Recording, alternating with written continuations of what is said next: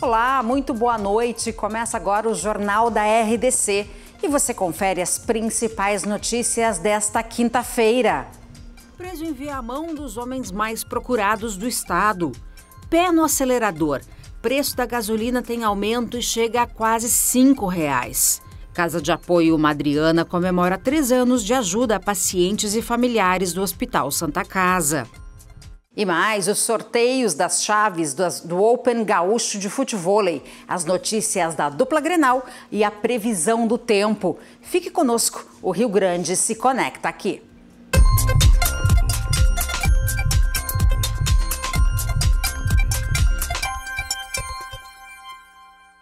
A gente começa o Jornal da RDC falando da prisão de um dos homens mais procurados do estado. Rainer Ernesto Borges foi preso hoje em Viamão. Ele tem 7 mandados de prisão por 8 homicídios e tráfico de drogas. Outros 2 comparsas também foram detidos. Os presos são Rainer Ernesto Borges, o irmão dele, Diego da Mota Ernesto, e um comparsa conhecido apenas como Vinícius. Os suspeitos estavam escondidos em um sítio na região de Águas Claras, área rural de Viamão. Os 3 são considerados líderes do tráfico na zona sul de Porto Alegre. Rainer estava foragido há 7 anos e era um dos criminosos mais procurados do estado desde então. Ele é responsável por, no mínimo, 8 homicídios confirmados. Havia 7 mandados de prisão contra ele, além de uma sentença condenatória de 15 anos de prisão. Iniciamos as investigações no começo deste ano, né? Elegemos alguns alvos e o principal era o Rainer. E a partir daí a equipe começou a desenvolver diversas atividades, utilizando de ferramentas de inteligência, até que nós conseguimos identificar esse sítio hoje. Ele estava no quarto com a mochila e as armas, e os outros 2 comparsas dele estavam no quarto, que era a antessala desse quarto. Com os criminosos, foram apreendidas 3 armas entre calibre 38 e pistolas 9mm, munição, além de pacotes de cigarro. Só no ano passado, houve um aumento no número de homicídios em bairros como Restinga, Belém Velho, Belém Novo e Chapéu do Sol, além do limite de Porto Alegre com Viamão, por conta dos crimes da família. Representa um golpe duro na criminalidade, especialmente nessas organizações criminosas que atuam tanto no tráfico de drogas quanto no homicídio, porque eles usam esses homicídios para demonstrar poder e disputar território. Os postos de combustíveis amanheceram com os preços mais altos. O aumento de 2% atinge todo o estado. Quando mexe no preço da gasolina, tem reflexo em vários outros produtos. O reajuste acontece por conta da atualização do valor usado para cálculo do ICMS. O diesel S500 agora custa de R$ 3,29 a R$ 3,79. O S10 entre R$ 13,50 e quase R$ 4,00. Na capital, os valores da gasolina comum estão com uma variação de R$ 4,57 até R$ 4,95, ou seja, quase R$ 5,00 de aumento. Mas para fugir dos preços altos, tem até aplicativo de celular para fazer uma boa pesquisa. Nele aparecem dos valores mais baixos até os mais altos pesquisados pelo Procon Municipal. Pesquisa bastante antes de abastecer? Sim, porque eu rodo o dia todo, né, com o aplicativo, então aonde está mais barato a gente já tem os postos mais ou menos aonde está mais em conta. No último levantamento, foram 42 postos pesquisados. Este aqui é um dos estabelecimentos com menor valor. O litro da gasolina está R$ 4,59. A ideia é tentar ao máximo não repassar o aumento dos combustíveis para o consumidor, mesmo com complicações. É muito difícil, porque a distribuidora está sempre acompanhando o reajuste, o aumento, né? E para nós, se a gente fazer o mesmo, repassar o aumento para o cliente, vai cair o movimento e o posto vai sair no prejuízo, né? Então, a gente tem uma faca de 2 gumes, né? Quem frequenta com regularidade os mesmos postos ainda não sentiu os efeitos do reajuste. Eu tenho abastecido com bastante frequência aqui por causa do valor mesmo, né? Pelo que eu vi até agora, essa é a melhor região para abastecer. Eu frequento bastante lugares de Porto Alegre, aqui está sendo mais acessível para nós como motoristas. Outro impacto no bolso do brasileiro. O dólar atingiu o maior valor desde 28 de setembro do ano passado, chegando a R$ 4,03. Segundo especialistas, a alta é por causa da instabilidade política no país. Ao longo do ano, a moeda já acumulou valorização de 4,16%. Falou em política, assunto para o comentarista Guilherme Macalossi. Instabilidade política mexendo no valor do dólar. Boa noite. Boa noite, Carla. Tudo bem? Tudo. Boa noite ao nosso público. No início do ano, ali por fevereiro, o dólar chegou a atingir 13,83, um valor bem mais baixo do que agora. Mas o que aconteceu de lá para cá? Afinal de contas, não é tanto tempo. Eu vou explicar para vocês. O governo parece perder o crédito que tinha com o mercado. E o mercado não é os agentes financeiros que querem dominar o mundo, não. O mercado somos todos nós, o conjunto da sociedade.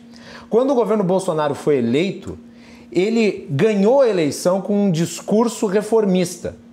E se imaginava que as mudanças que ele implementaria seriam feitas num prazo curto. E que até o fim do primeiro semestre nós já estaríamos com a reforma da Previdência devidamente encaminhada. Mas não, o governo prefere se atrapalhar. E no processo de conduzir todos esses projetos de forma absolutamente incompetente, ele gera o descrédito. O descrédito que parece agora trocar a visão do crescimento futuro pelo da estagnação continuada. Outro assunto que a gente não pode deixar de falar é o novo pedido de prisão do ex-ministro Dirceu. José Dirceu já tá fazendo hora fora da prisão há bastante tempo. Ele foi condenado pela Operação Lava Jato a mais de, sei lá quantos anos de cadeia, mas muito tempo de cadeia. Já perdemos a conta. Já perdemos a conta. Ele foi um dos grandes líderes do processo de rapinagem, né, na época do Mensalão, e foi coadjuvante no processo do Petrolão e é uma das figuras mais conhecidas do Brasil em termos de escândalo de corrupção. O que é admirável, Carla, é que ele esteja atualmente em liberdade. Até amanhã tem para se apresentar. É verdade, então ele vai ter que comer o seu último jantar, né, em liberdade. Depois é aquela marmita da cadeia. Cruzando as conversas de hoje. Sobre prisões, o caos penitenciário no Rio Grande do Sul a partir das 22h30. Tá certo. Muito obrigada mais uma vez. Uma boa noite e um bom programa daqui a pouco. Obrigado, Carlinha. Até mais. Até mais. Agora a gente faz um rápido intervalo e na volta você vai ver mais sobre o trabalho da Casa de Apoio Madriana, que ajuda pacientes e familiares do Hospital Santa Casa. Nós já voltamos.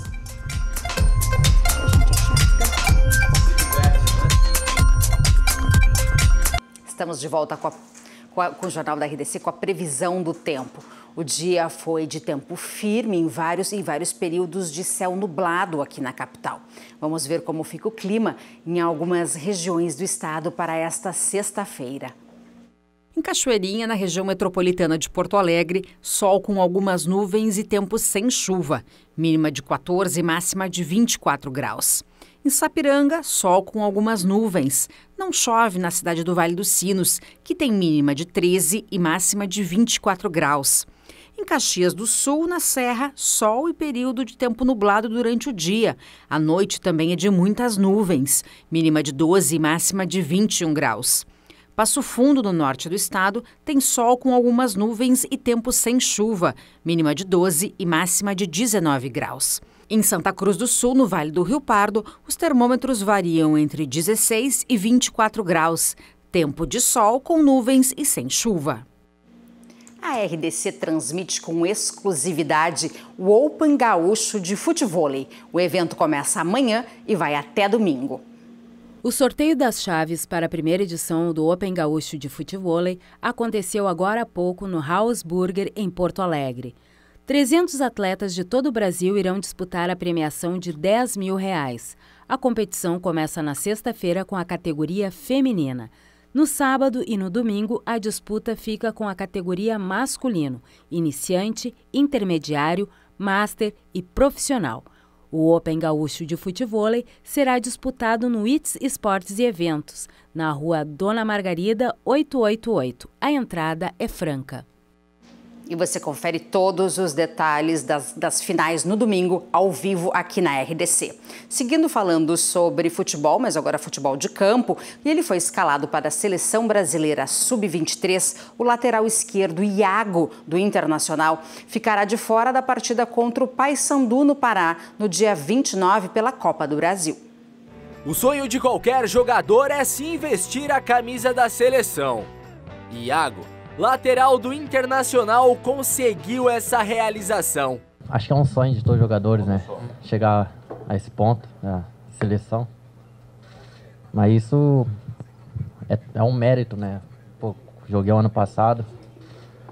Esse ano vim jogando, vim mostrando meu trabalho. E graças a Deus foi reconhecido. Está convocado para a equipe Sub-23 comandada por Jardine. Com o futebol apresentado, já surgem conversas de uma possível saída para o Porto de Portugal. Eu nem me envolvo nisso. Procuro sempre manter meu foco no Inter, em trabalhar, em evoluir. E se tiver que aparecer alguma coisa, meu empresário, diretoria, esse que resolve. E eu procuro sempre desenvolver o meu melhor futebol. Indo ou não, o atleta até ser desfalque do Colorado tem uma sequência pelo time. Só no Brasileirão são 5 rodadas. E já no final de semana, o Inter recebe o CSA, time que subiu esse ano da 2ª divisão. Para o confronto, o Odair Helma tem desfalques. Patrick ainda segue fora, assim como Rodrigo Dourado. Para as ausências, a manutenção de Nonato e de Rodrigo Lindoso entre os 11. É claro, a gente perde, mas o nosso elenco é muito forte, cara. Então a gente tem peças para recompor e fazer bons jogos. Com a semana cheia para trabalhar, o foco é nos 3 pontos. Até agora, foram 4 partidas e 6 conquistados. 2 vitórias e 2 derrotas. 5 gols marcados, 5 gols sofridos. E nada melhor que no próximo domingo às 16 horas, com uma casa cheia, de ir em busca do G4 do Campeonato Brasileiro. Já diante do Ceará, o Grêmio busca acabar com a má fase no Campeonato Brasileiro e subir na tabela. Diante do Ceará no domingo, o Grêmio luta para sair da zona de rebaixamento. O Grêmio mais cedo, mais tarde, ele vai para o lugar dele, que é na parte de cima da tabela. A situação do tricolor não é das melhores. São apenas 2 pontos conquistados, 8 gols sofridos e nenhuma vitória no Brasileirão. Mas será que Renato Portaluppi está preocupado com o momento do Grêmio? Eu não me incomodo porque eu confio plenamente no meu grupo e sei que daqui a pouco o Grêmio vai decolar no Campeonato Brasileiro. Isso é uma coisa certa, isso é um fato. Só me incomoda um pouquinho porque realmente a gente podia estar na parte de cima da tabela. Tudo bem, pode até não preocupar então, Renato, mas a vitória contra o Ceará é imprescindível, né? Não é imprescindível não, o Grêmio joga para vencer, mas o adversário também quer vencer. Eu falei que daqui a pouco o Grêmio vai decolar, isso não quer dizer que tem que ser justamente contra o Ceará. O jogo é difícil pra gente, o jogo é difícil pro Ceará. Dentro de campo, o tricolor tem alguns desfalques. Paulo Miranda, Diego Tardelli e Jean-Pierre estão fora da viagem à Fortaleza. E assim, o time do Grêmio deve ter os seguintes jogadores como titulares no domingo: Paulo Vitor, Léo Gomes, Jeromel, Michel e Juninho Capixaba, Matheus Henrique, Maicon, Alisson, Luan, Everton e André. Então nós vamos segurar o Paulo ainda dessa viagem. Sábado, eu pedi para eles fazerem um coletivo contra a base, e aí no coletivo, tudo que ele faz no coletivo, ele poderá fazer numa partida. Mas se dentro de campo a situação é complicada, pelo menos fora dele o Grêmio vem se dando bem. Matheus Henrique foi convocado para a seleção Sub-23. Jogadores como Kahneman e Marinho receberam sondagens de outros clubes, além de possíveis convocações de Everton e Jeromel para a Copa América. Eu volto a falar para vocês, eu fico muito feliz e com o interesse de outros clubes nos jogadores do Grêmio. Isso demonstra que o Grêmio está fazendo um belíssimo trabalho. Pode ter certeza, o Grêmio é grande, perde 1 ou 2 jogadores, não pode ter certeza que vai buscar outros jogadores também. Agora vamos ao comentário de Ribeiro Neto. Eu não sei se você já está acostumado com isso. Nós que lidamos com futebol na rotina, estamos. Eu até perdi os cabelos, né? Eu não sei se isso é experiência ou se é velhice. O fato é que quando tem uma semana inteira sem futebol, outros assuntos pipocam e ganham até uma importância que não teriam em caso de jogos focados, quem fez gol, quem falhou, coisa parecida, que é o mais importante, especialmente para você. Né?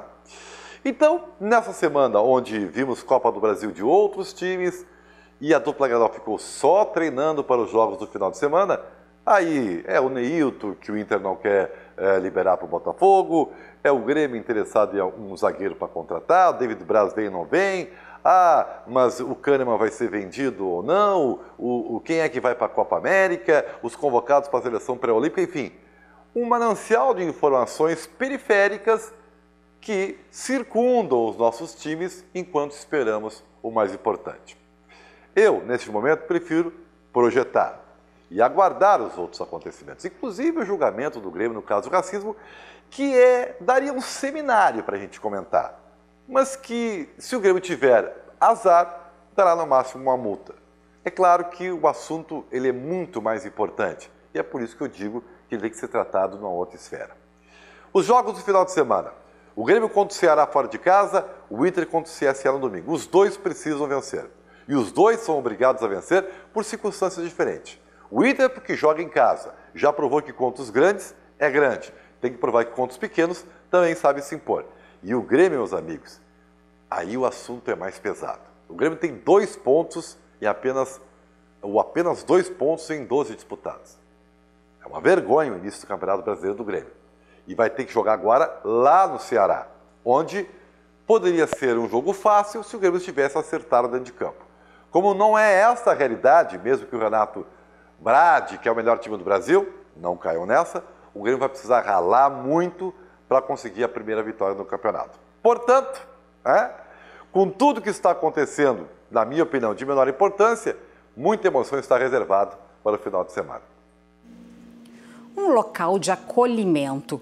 A Casa de Apoio Madriana ajuda crianças e adultos portadores de câncer, transplantados ou com problemas cardíacos. Em 2019, o local comemora 3 anos. O espaço, que serve de moradia para pacientes e familiares da Santa Casa de Misericórdia, em Porto Alegre, se mantém vivo exclusivamente através de doações.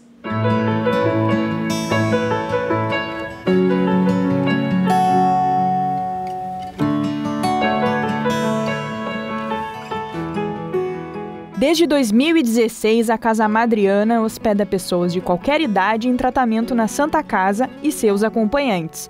O local oferece, além da estada, alimentação, materiais de higiene, espaços de lazer e espiritualidade. Todos os recursos são oriundos de doações. A gente faz também um trabalho importante, espiritual, né, para que eles sintam que aqui na casa eles estão sendo acolhidos muito bem de longe, estão longe da sua família nesse período. Então, para a gente é bem importante poder oferecer não só a estrutura física, como essa estrutura que ajude eles, sempre dando suporte e apoio para que os hóspedes tenham, né, apesar de estarem enfrentando a doença, eles se sintam em casa como se fosse uma família mesmo. Em 3 anos já foram acolhidos aproximadamente 2.500 pacientes e familiares. A casa atualmente tem cerca de 30 quartos como este daqui e tem a capacidade de atender 62 pessoas. O tempo de estada varia para cada paciente. Alguns ficam apenas uns dias, enquanto outros permanecem por mais tempo, devido ao período de tratamento. E para quem fica mais tempo, o local é uma segunda casa. Quando eu cheguei aqui, eu cheguei meio que assustada mesmo, mas eu louvo a Deus todo dia por essa casa de apoio, porque eu fico imaginando assim, se a gente tivesse que pagar um local, né, que tudo é muito caro. Eu andei logo quando eu cheguei, andei pesquisando, né, os preços, é muito caro, mas foi muito bom, foi bem acolhedor. A gente mora no interior, no Acre, a gente não morava na capital, a gente morava no interior, fazia mais de ano que a gente tinha mudado para a capital, porque a vinda, né, a ida e vinda, é 260 quilômetros para a capital, e a gente já...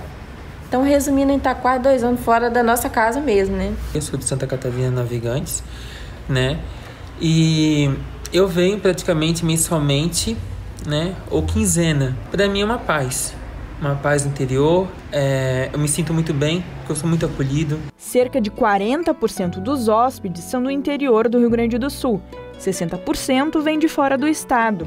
O objetivo é aumentar o número de quartos para poder acolher 80 pessoas. Para isso, a instituição depende de doações. Hoje, a Casa de Apoio Madriana, ela vive inteiramente de doações. Nós não utilizamos nenhuma verba da saúde, né? Então a gente depende inteiramente dos nossos patrocinadores. Então são pessoas que fazem doações à comunidade. Então as pessoas podem ajudar doando por boletos bancários, fazendo uma doação via cartão de crédito, ou até mesmo doando na nossa portaria o alimento, o leite, a fralda, o produto de higiene e limpeza é bem importante para a gente, né? A gente faz os brechós beneficentes, então as pessoas podem trazer roupas que não usam mais para que a gente possa fazer os brechós e reverter para a nossa casa.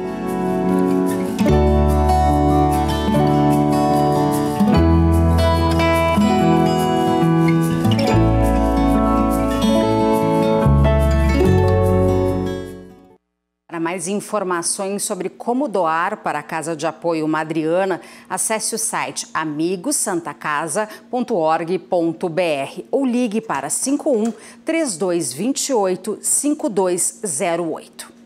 O Jornal da RDC fica por aqui. Mais notícias amanhã ao meio-dia no Rio Grande em Movimento. Você fica agora com o Cruzando as Conversas. Uma boa noite e até amanhã.